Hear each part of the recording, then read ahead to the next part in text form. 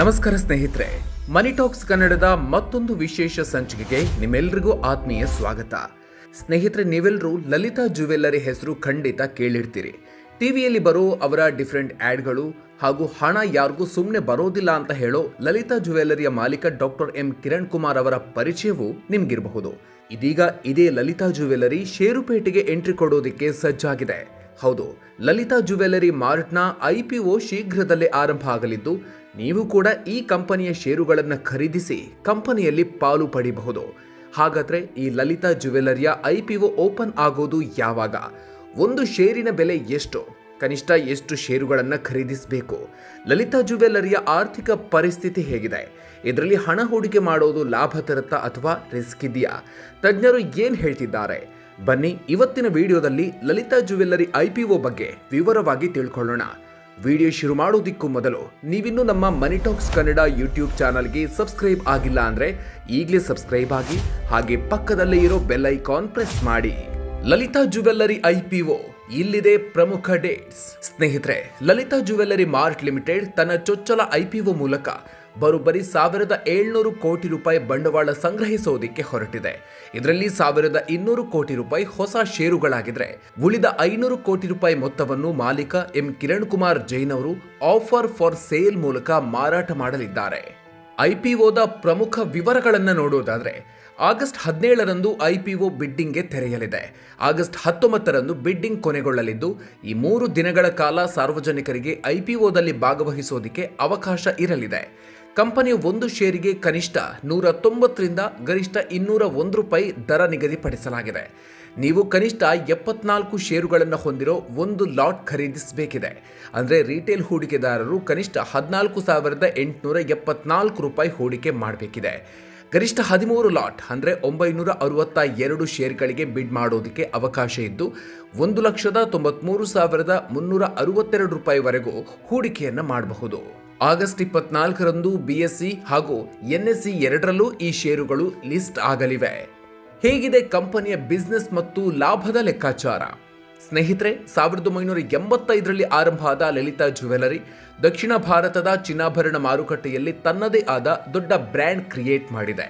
ಪ್ರಸ್ತುತ ಕರ್ನಾಟಕ, ತಮಿಳುನಾಡು, ಆಂಧ್ರ, ತೆಲಂಗಾಣ ಮತ್ತು ಪುದುಚೇರಿ ಸೇರಿ ಒಟ್ಟು 51 ನಗರಗಳಲ್ಲಿ 61 ಬೃಹತ್ ಶೋರೂಮ್ಗಳನ್ನು ಇದು ಹೊಂದಿದೆ.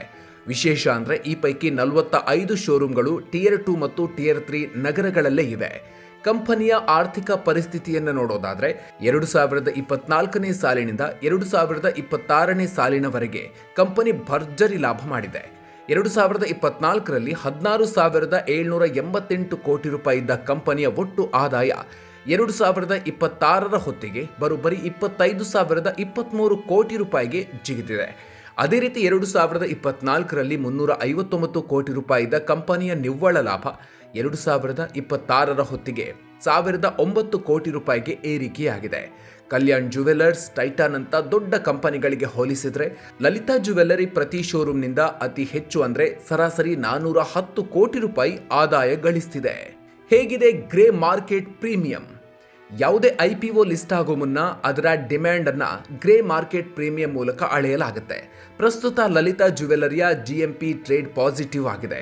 ಒಂದು ಷೇರಿನ ಮೇಲೆ 38 ರೂಪಾಯಿ ಅಂದರೆ ಸುಮಾರು 19% ಪ್ರೀಮಿಯಂ ದರದಲ್ಲಿ ಟ್ರೇಡ್ ಆಗ್ತಿದೆ. ಹೀಗಾಗಿ ಲಿಸ್ಟಿಂಗ್ ದಿನವೇ ಹೂಡಿಕೆದಾರರಿಗೆ ಸುಮಾರು 19% ಆರಂಭಿಕ ಲಾಭ ಸಿಗುವ ನಿರೀಕ್ಷೆ ಇದೆ. IPOದಲ್ಲಿ ಷೇರು ಖರೀದಿಸಬಹುದಾ? ತಜ್ಞರು ಹೇಳೋದೇನು? ಸ್ನೇಹಿತರೆ, ಲಲಿತಾ ಜ್ಯುವೆಲ್ಲರಿ IPO ಬಗ್ಗೆ ಮಾರುಕಟ್ಟೆ ತಜ್ಞರು ಮಿಶ್ರ ಪ್ರತಿಕ್ರಿಯೆ ವ್ಯಕ್ತಪಡಿಸುತ್ತಿದ್ದಾರೆ. ಸ್ವಸ್ತಿಕ ಇನ್ವೆಸ್ಟ್ಮಾರ್ಟ್ ಬ್ರೋಕರೇಜ್ ಸಂಸ್ಥೆ ಈ IPOಗೆ ಸಬ್ಸ್ಕ್ರೈಬ್ ರೇಟಿಂಗ್ ಕೊಟ್ಟಿದೆ. ಕಲ್ಯಾಣ್ ಜ್ಯುವೆಲ್ಲರ್ಸ್ ಅಥವಾ ಟೈಟಾನ್ಗೆ ಹೋಲಿಸಿದ್ರೆ ಲಲಿತಾ ಜ್ಯುವೆಲ್ಲರಿಯ ಷೇರು ಬಹಳ ಕಡಿಮೆ ಬೆಲೆಗೆ ಸಿಗ್ತಿದೆ. ಲಿಸ್ಟಿಂಗ್ ಲಾಭಕ್ಕಾಗಿ ಮತ್ತು ದೀರ್ಘಕಾಲದ ಹೂಡಿಕೆಗಾಗಿ ಇದರಲ್ಲಿ ಹಣವನ್ನು ಹೂಡಬಹುದು ಅಂತ ಹೇಳಿದೆ. ಆದರೆ SBI ಸೆಕ್ಯೂರಿಟೀಸ್ ಸಂಸ್ಥೆ ಇದಕ್ಕೆ ನ್ಯೂಟ್ರಲ್ ರೇಟಿಂಗ್ ನೀಡಿದೆ. ಯಾಕಂದ್ರೆ ಕಂಪನಿ ಬಿಸ್ನೆಸ್ ಕೇವಲ ದಕ್ಷಿಣ ಭಾರತಕ್ಕೆ ಮಾತ್ರ ಸೀಮಿತ ಆಗಿದೆ. ಜೊತೆಗೆ ಹೊಸ ಸ್ಟೋರ್ಗಳನ್ನು ತೆರೆಯಲು ಇವರ ಕ್ಯಾಶ್ ಫ್ಲೋ ನೆಗೆಟಿವ್ನಲ್ಲಿದೆ. ಅಲ್ಲದೆ GST ವಿವಾದ ಹಾಗೂ ಪ್ರವರ್ತಕರ ಹಿಂದಿನ ಕೆಲ ಟ್ಯಾಕ್ಸ್ ಸಮಸ್ಯೆಗಳು ರಿಸ್ಕ್ ಆಗಿ ಪರಿಣಮಿಸಬಹುದು ಅಂತ ಎಚ್ಚರಿಸಿದೆ. ಒಟ್ಟಿನಲ್ಲಿ ಲಲಿತಾ ಜ್ಯುವೆಲ್ಲರಿ ಕಡಿಮೆ ಬೆಲೆಯಲ್ಲಿ ಚಿನ್ನ ಕೊಳ್ಳುವ ವ್ಯಾಲ್ಯೂ ಪ್ರೈಸಿಂಗ್ ತಂತ್ರದಿಂದ ಮಾರುಕಟ್ಟೆಯಲ್ಲಿ ತನ್ನದೇ ಆದ ದೊಡ್ಡ ಗ್ರಾಹಕರ ವರ್ಗವನ್ನು ಹೊಂದಿದೆ.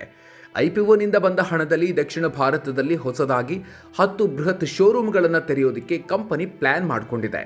ಆದರೆ ಬಿಸ್ನೆಸ್ ರಿಸ್ಕ್ ಇದ್ದೇ ಇದೆ. ಹಾಗಾಗಿ ನೀವು ರಿಸ್ಕ್ ತೆಗೆದುಕೊಳ್ಳೋದಕ್ಕೆ ಸಿದ್ಧರಿದ್ರೆ ಹಾಗೂ ಜ್ಯುವೆಲ್ಲರಿ ಸೆಕ್ಟರ್ನಲ್ಲಿ ಲಾಭದ ನಿರೀಕ್ಷೆ ಇದ್ರೆ ಲಿಸ್ಟಿಂಗ್ ಲಾಭಕ್ಕಾಗಿ ನೀವು ಈ IPOಗೆ ಬಿಡ್ ಮಾಡಬಹುದು. ಈ ಬಗ್ಗೆ ನೀವೇನು ಹೇಳ್ತೀರಿ? ಲಲಿತಾ ಜ್ಯುವೆಲ್ಲರಿಯ ಬಿಸ್ನೆಸ್ ಮಾಡೆಲ್ ಬಗ್ಗೆ ನಿಮ್ಮ ಅಭಿಪ್ರಾಯ ಏನು? ನೀವು ಈ IPOಗೆ ಅಪ್ಲೈ ಮಾಡ್ತೀರಾ ಅಥವಾ ಬೇಡವಾ? ಕಾಮೆಂಟ್ ಬಾಕ್ಸ್ನಲ್ಲಿ ತಪ್ಪದೇ ನಿಮ್ಮ ಅನಿಸಿಕೆಯನ್ನು ಹಂಚಿಕೊಳ್ಳಿ. ಈ ಇನ್ಫಾರ್ಮೇಟಿವ್ ವಿಡಿಯೋ ನಿಮಗೆ ಇಷ್ಟ ಆಗಿದ್ರೆ ಈಗಲೇ ಲೈಕ್ ಮಾಡಿ ಹಾಗೂ ಪ್ರತಿಯೊಬ್ಬ ಷೇರುಪೇಟೆ ಆಸಕ್ತರಿಗೂ ಈ ವಿಡಿಯೋ ಶೇರ್ ಮಾಡಿ. ಬಿಸ್ನೆಸ್, IPO ಮತ್ತು ಷೇರುಪೇಟೆಯ ಇಂಥ ಲೇಟೆಸ್ಟ್ ಅಪ್ಡೇಟ್ಸ್ಗಳಿಗಾಗಿ ಮರೆಯದೆ ನಮ್ಮ ಮನಿ ಟಾಕ್ಸ್ ಕನ್ನಡ ಯೂಟ್ಯೂಬ್ ಚಾನಲ್ಗೆ ಸಬ್ಸ್ಕ್ರೈಬ್ ಆಗಿ. ಮುಂದಿನ ವಿಡಿಯೋದಲ್ಲಿ ಮತ್ತೊಂದು ಇಂಟ್ರೆಸ್ಟಿಂಗ್ ವಿಚಾರದ ಜೊತೆಗೆ ಮತ್ತೆ ಸಿಗೋಣ. ಅಲ್ಲಿವರೆಗೂ ನಮಸ್ಕಾರ.